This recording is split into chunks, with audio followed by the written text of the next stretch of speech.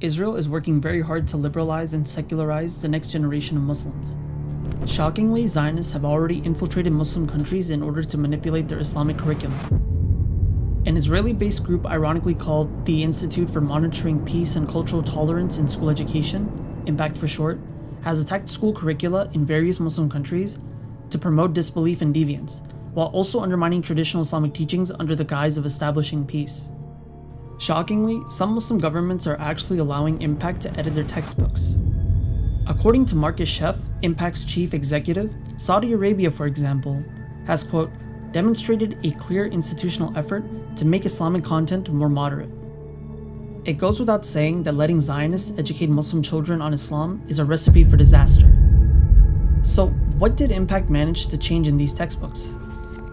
Consider this. After IMPACT's 2020 report, Saudi Arabia in 2021 removed part of a hadith that told the story of a sick Jewish boy being cured after embracing Islam, where after the Prophet Muhammad ﷺ praised Allah subhanahu wa ta'ala for saving the boy from Jahannam because of the conversion. In the edit, the textbook omits the conversion completely, as the hadith implied that the boy would have gone to hell simply for being Jewish. It's interesting to note that this particular edit was classified by IMPACT as an edit done to Tawheed, which is the single most important tenet of Islam, where belief in Allah subhanahu wa ta'ala is paramount. Essentially, the edit targets the Islamic belief that salvation cannot be achieved without accepting Islam.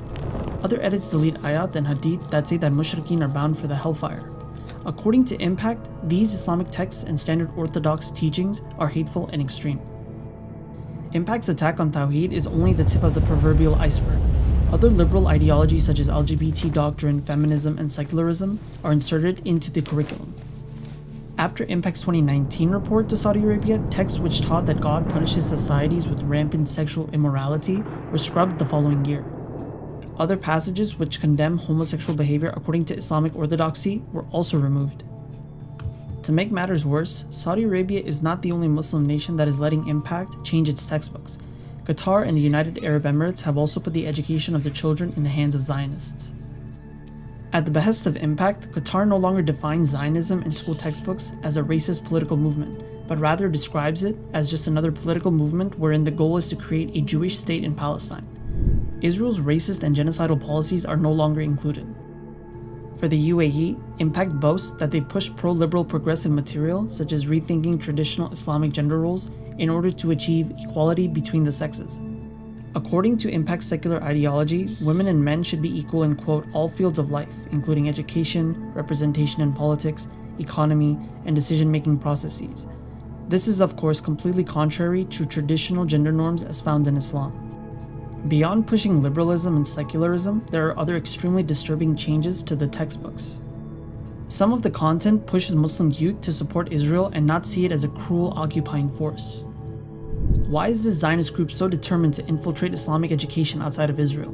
Could it be that Israel has a vested interest in Islamic curricula because it has, quote, a power far greater than any form of media, including social media, as Marcus Sheff himself admits? Is it possible that countries like Saudi Arabia, Qatar, and the UAE, in their recent normalization of ties with Israel, are letting the apartheid state dictate what is presented in school curricula to destroy the next generation of Muslims?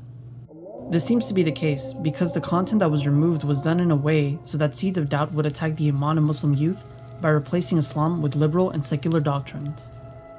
Israel's recent push to normalize ties by using interfaith initiatives, treaties like the Abrahamic Accords, and educational reform in Muslim lands is a strategic ploy to help cripple Muslims and destroy the fabric of Islamic society. And why are these concessions one-sided? While Muslim countries are bending backwards to appease Israel, does Israel reciprocate when it comes to the genocidal policies used against Palestinians? The Ummah should have an issue with governments, imams, and celebrity dawah figures supporting initiatives that help normalize ties with Israel, especially when their Muslim brothers and sisters are being killed by the Zionist regime day after day. While Israel plans to erase Islam from the hearts of Muslims, Allah is always the best of planners. May Allah help us keep our iman strong and fight against those that oppress the Ummah. Ameen.